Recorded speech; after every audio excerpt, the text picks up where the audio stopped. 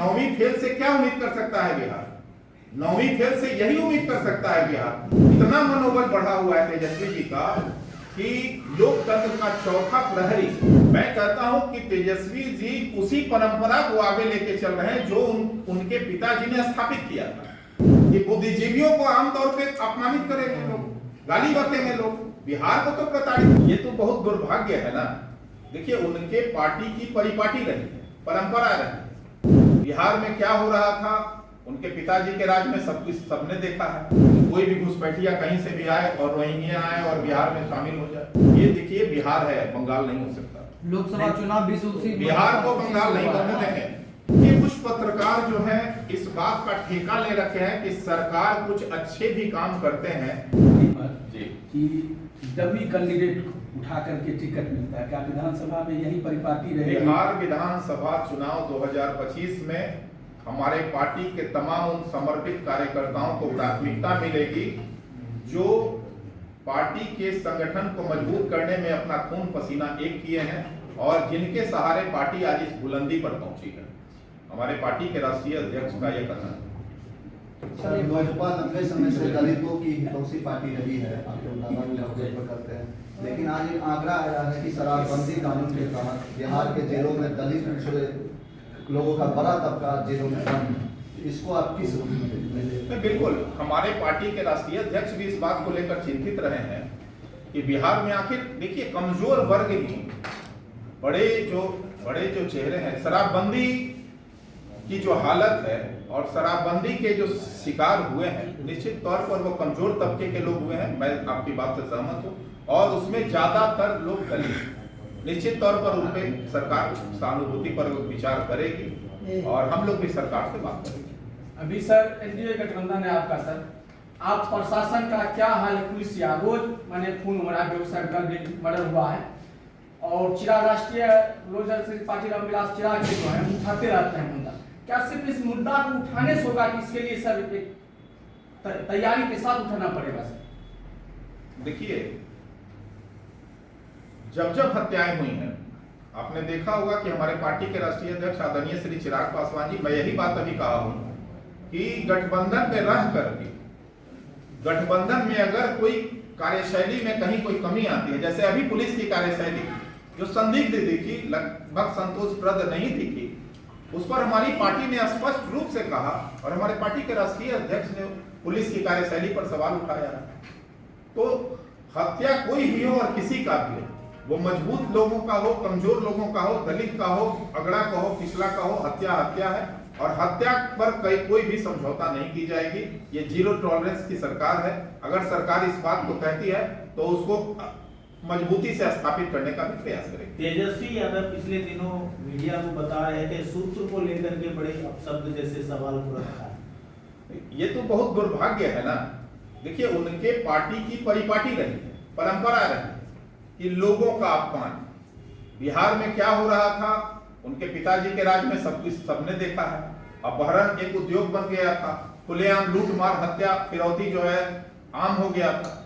लोग पलायन किसके राज में किए? सबसे ज्यादा पलायन। और उसके बावजूद उसके तो कम नहीं है, जहां तक और बढ़ावा ही दिया जा रहा है। मैं अभी एक सवाल का जवाब दूं, फिर आपको जवाब दे दूं।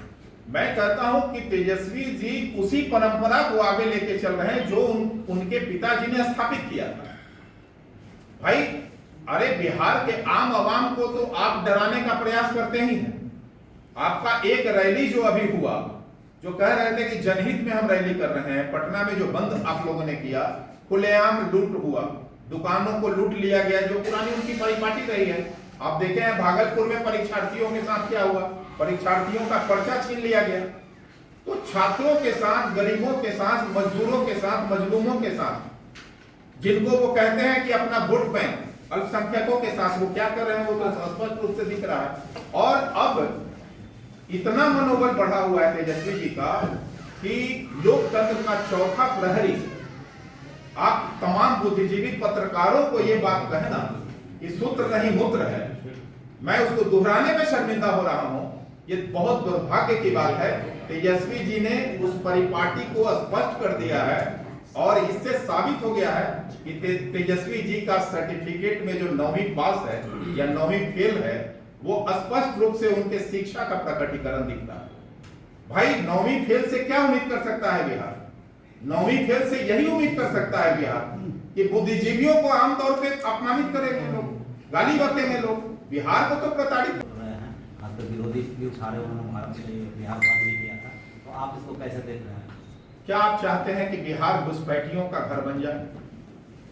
बिहार कोई दलान तो नहीं कि कोई भी घुसपैठिया कहीं से भी आए और रोहिंग्या आए और बिहार में शामिल हो जाए। भाई यहाँ की आबादी जो बिहार की जनता को हक है, बिहार की जनता को मयसर होना चाहिए, उसमें उन रोहिंग्या का भी हिस्सेदारी हो। कुछ तो पार्टियां चाहती ही हैं कि रोहिंग्या को बुलाएं। ये देखिए बिहार है, बंगाल नहीं हो सकता। लोकसभा चुनाव भी तो उसी बिहार को बंगाल नहीं बनने देंगे। ये एनडीए इसके प्रति कृत संकल्पित है और जो समीक्षा हो रही है निश्चित तौर पर समीक्षा समय सीमा में होगी और उसमें जो बोनाफाइड वोटर्स होंगे अवश्य उसमें रहेंगे। लोकसभा के चुनाव भी तो उसी मतदाता सूची पे हुई थी ना, उस समय क्यों नहीं ये सवाल उठाया गया? देखिए कोई भी चीज का सिस्टम जो है वो अवलोकन करते रहती है और समीक्षा करते रहती है। प्रशासन को ये लगा कि जरूरत से ज्यादा लोग अब आ गए हैं, ऐसे जो बाहर के रहने वाले हैं, कुछ फेक हैं, तो वैसे लोगों की अगर समीक्षा हो रही है तो इसमें गलत क्या है? आप क्या चाहते हैं कि दूसरे देश से लोग यहाँ आकर बिहार में अपना जो है घर बना ले और बिहार वासियों का हक हिस्सा छीने?